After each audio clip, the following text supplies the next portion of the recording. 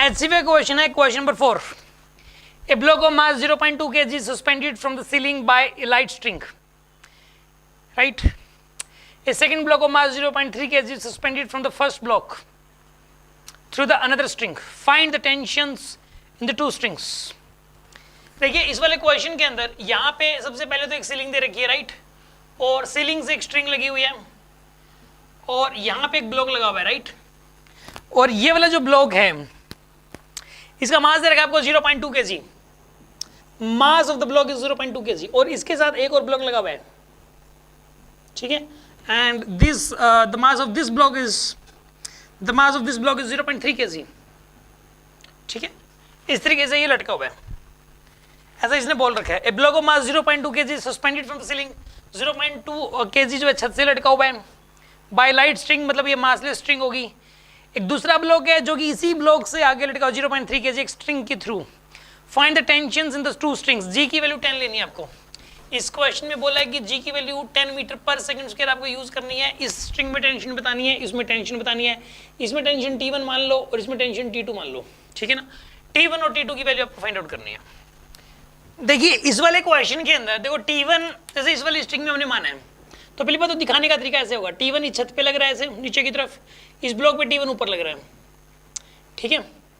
ऐसे इस ब्लॉक पे T2 नीचे लग रहा है और इसके ऊपर T2 ऊपर लग रहा है, ठीक है. इस पे जो T1 है छत के ऊपर नीचे की तरफ और इस ब्लॉक पे ऊपर की तरफ, और इस वाले ब्लॉक पे T2 नीचे की तरफ और इस वाले ब्लॉक पे ऊपर की तरफ. ये इस तरीके से T2 लग रहा है, राइट. अब मैं T1 और T2 हमें फाइंड आउट करना है.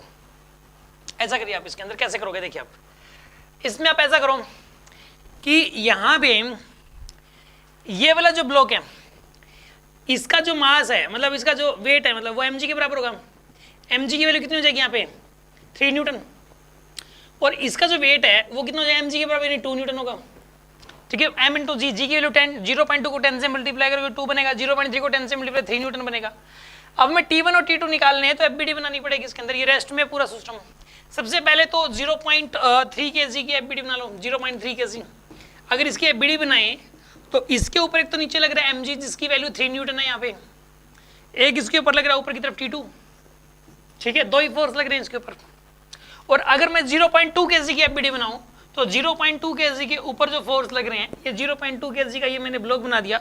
इसके ऊपर एक तो नीचे की तरफ 2 न्यूटन लग रहे हैं, एक इसके ऊपर नीचे की तरफ T2 भी लग रहे हैं, T2 लग रहे हैं, एक ऊपर की तरफ T1 भी लग रहे हैं, ठीक है. तो इसके अंदर देखो T2 की वैल्यू हो जाएगी 3 के बराबर. T2 की वैल्यू 3 न्यूटन के बराबर हो जाएगी इसके अंदर, ठीक है. और इसके अंदर यहाँ पे जो T1 की वैल्यू आएगी वो आएगी 2 + T2 के बराबर, ठीक है ना. और T2 की वैल्यू यहाँ पुट कर दो 3, T1 = 2 + 3 यानी कि 5 न्यूटन के बराबर है. तो T1 आएगा इसमें 5 न्यूटन और T2 आएगा 3 न्यूटन. समझ में आ गया आपको भी? T2